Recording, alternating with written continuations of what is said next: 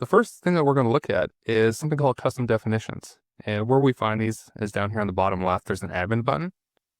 And when we go here, there's two different ways to get to it. But if you scroll down to data display, there's going to be custom definitions. They're actually called custom dimensions here in here. I don't know why it's custom definitions and custom dimensions.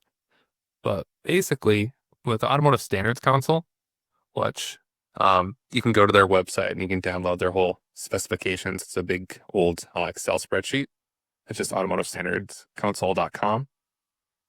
But basically, most of the vendors in the auto industry have agreed to use similar or identical dimensions for their events. And that way you can build the same reports pretty much regardless of which vendors you're working with.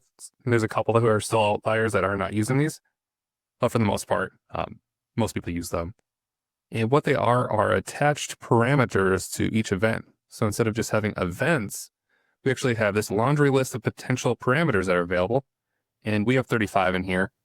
There are things like affiliation, which doesn't pop up a whole lot, com outcome, com status. But the ones we're really going to be playing with are down here, which is item category, item color, item condition.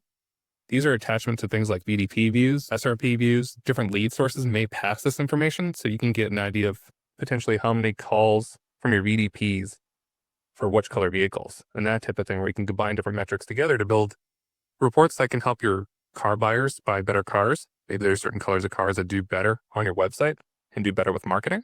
Maybe there's different things associated with what model, what trim, which in here it's called variant, it's not called trim.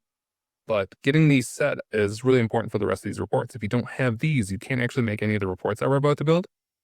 And it's really important to build these. The funny thing though is when you build them, it takes 24 hours for Google to process them. So you won't have the data until tomorrow if you build them today. So regardless of what you have going on after this, I would 100% recommend that you build these custom dimensions out under custom definitions so you can build all the reports we're going to talk about.